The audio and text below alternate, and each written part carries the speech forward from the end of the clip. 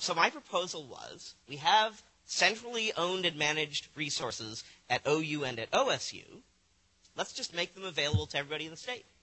And except for commercial use and maybe a few other instances of very large projects, let's do that for free. Let's not charge anybody. So if somebody at Southwestern Oklahoma State or St. Gregory's University, which is a Jesuit school about 45 minutes from OU, or at a high school, Oklahoma School of Science and Math is, I don't know if it's technically called a charter school, but most states have similar kinds of high schools. If they want to use the system, they get to use it for free. We'll just give them an account, go wild, whatever you want to do. And it sounds crazy, except at those institutions, they're not going to have resources like this. They can't afford it. So someone who needs that kind of resource, this is a huge leap forward in their ability to get research done. But on the other hand, for us, the aggregate amount of usage that they consume is well under 1% of our total resources. In fact, I've run the numbers. It's less than 1/10 of 1%. So we get all of the political benefit when writing the proposals. They get all of the research benefit when trying to move forward. And we don't pay anything for doing that. I've never gotten a complaint from any of our users. Those people over at OSSM, at the high school, are chewing up the machine. I can't get my work done. I've never gotten that hate mail. And believe me, I get a lot of hate mail. Yes, the CIO knows exactly what I'm talking about here. So it's been a huge win for us at effectively no cost. In fact, to be honest, the biggest cost is my labor because I go out and recruit them. I go to their institution, I give a talk about how swell we are and how wonderful it would be for them and what supercomputing is and all that good stuff, and they get on board, right? A few of them, dribs and drabs, but they get on board. So we now actually have users at, I believe, 12 of the 13 public universities in the state and a total of about a dozen different institutions statewide. That's shared between OU and OSU, but OSU is primarily serving internal users. Okay. So, and then we have some education stuff I'll talk about. We have a big symposium. I should have put an ad in for that. So let's go on to the next slide. Okay. So a little bit of history. I think I've covered most of this. Really I've covered all of that. Good. See, I'm much smarter than I thought I was. Next slide. Okay. So what are the accomplishments? Well, first of all, not long after we did this. By the way, here's how you know that the NSF wants EPSCoR to have a big focus on cyber infrastructure. First, in the Track 1 solicitation, they put the word cyber infrastructure, I think originally it was 18 times. It's now up to 19. At least that was true last year. So they're clearly serious about it. Track 2 is about cyber infrastructure. Track 2, the solicitation came out, and they said, write us a grant proposal about cyber infrastructure, shared between you and at least one other state. So we have ecological informatics, shared between Oklahoma and Kansas. And then the next year, the C2 solicitation, which is a networking solicitation, came out. And the state EPSCoR director said, Henry, you are the PI. And again, I said, hamana, hamana, hamana, because I actually know nothing at all about networking. So this was very educational for me.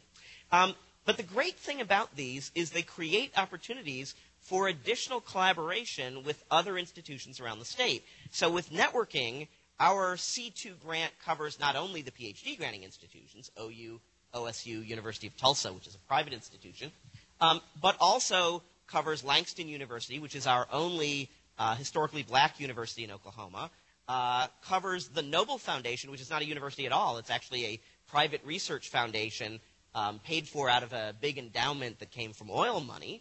And it covers the tribal colleges as well. And this is the first time that we've had an opportunity to collaborate with the tribal colleges in Oklahoma. Oklahoma does not have a history of tribal colleges. Our first tribal college opened in 2002. But now we have 4, and they're chugging along quite nicely. And so tomorrow I'm getting in the car with the head of our networking group, and we're driving to Okmulgee. It's about 2 hours away, a small town, and there we're visiting the College of the Muskogee Nation, which is our second visit there, to figure out the specifics of how we're going to help them with networking. They've actually just put up a brand spanking new building, beautiful. We got to go in it when they were building it. Fantastic stuff. And we're going to help them primarily focusing, I believe, on security components. Then we also got an NSF Major Research Instrumentation grant. And again, the pitch was, and we've used the same pitch for the Track 1, the Track 2, the C2, and the MRI. The pitch was, this is not an institutional resource. This is not a resource shared between the two public PhD granting institutions. This is a statewide resource. Anyone in the state can use it as equal to people at the PhD granting institutions. So that was the same pitch we made for creating a large-scale storage facility, multiple petabytes of capacity of both disk and tape. And so that one, we're hoping we can get the component list finalized in about the next week and get a PO out the door by about the middle of this month, and hopefully have the system in production, let's say, late April or early May, certainly by the end of June at the latest. And the business model for this is great. So the grant pays for the hardware, the software, and the warranties. The institution, the CIO, pays for space, power, cooling, and labor. We also have a job ad out, and we've interviewed some people already. But the users, the research teams, pay for the media.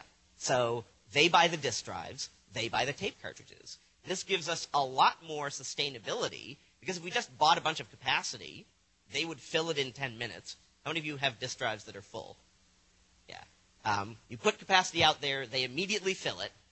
Rather than do that and then have, several years before we could do this again, during which, it's just sitting there not adding any value to the institution, we made it expandable. So it's trivial and cheap to expand, and we're not the ones paying for that expansion.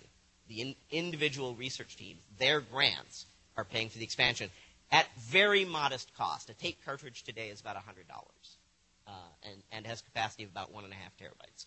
All right. We provide accounts I mentioned this, to about 24 institutions. It's about 75 users now.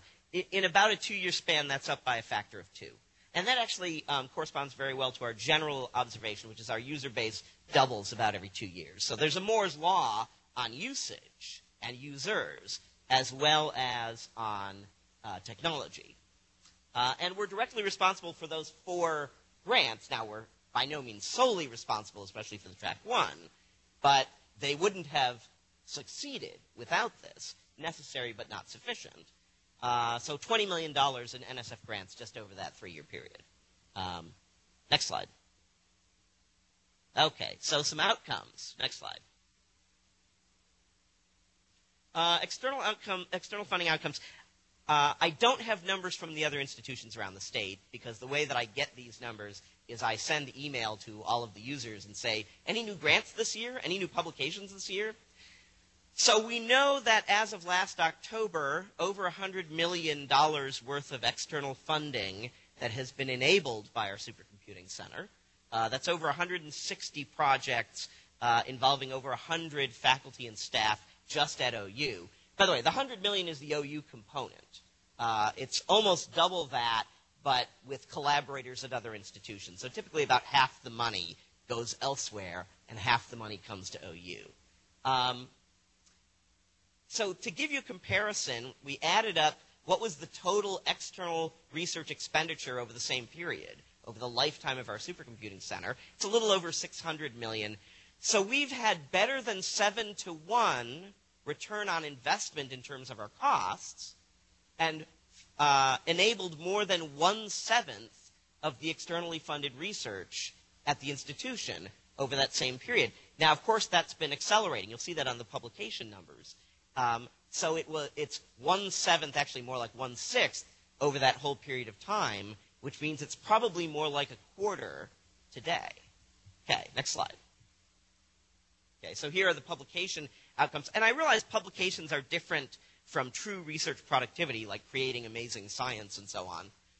But it's at least a good, quick measure of productivity in research. So you can see back in 2001, when we first opened our doors, we enabled a grand total of 3 publications in the period of August 31st to December 31st of 2001. And you can see that it's gone up since then. Almost every year it's increased. So we've enabled over 600 publications, including, I think, roughly 15 to 20 master's theses and roughly 15 to 20 PhD dissertations during that period.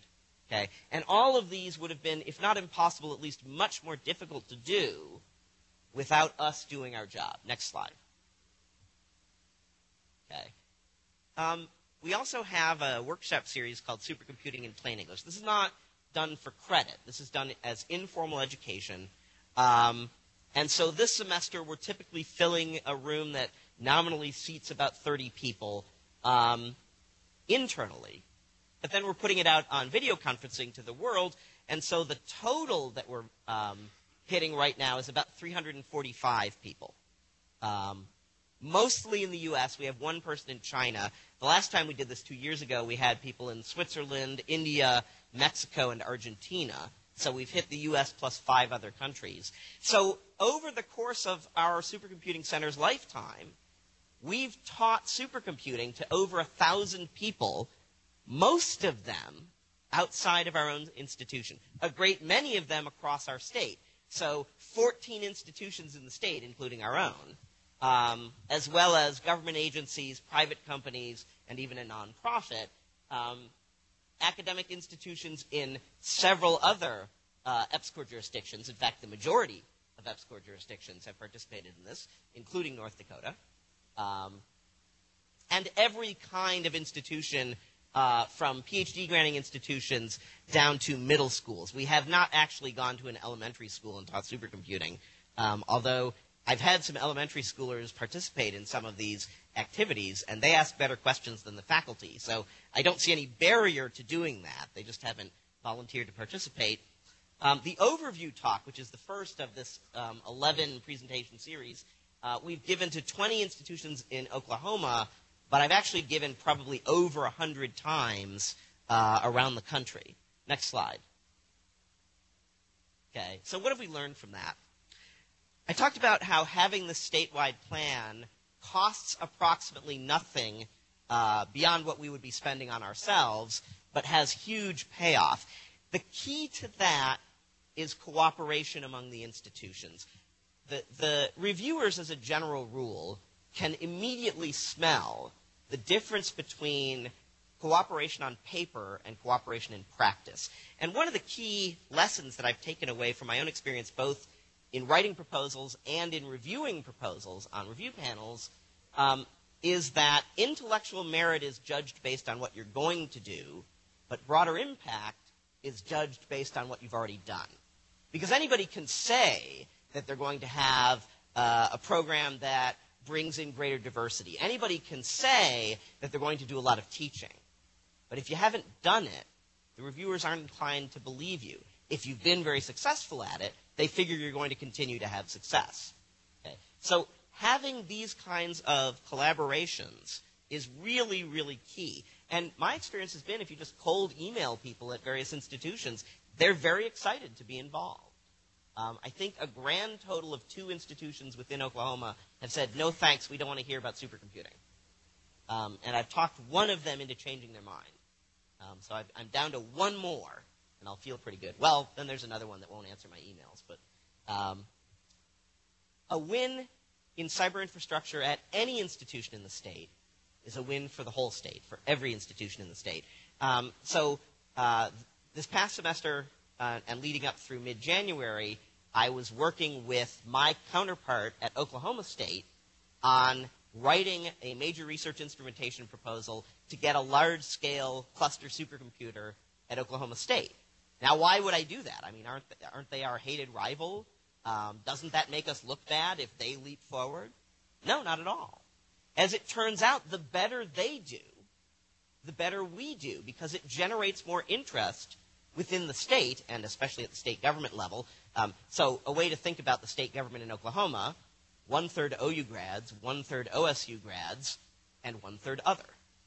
So anytime OU and OSU can come to an agreement on something, you've got a great shot at getting things done.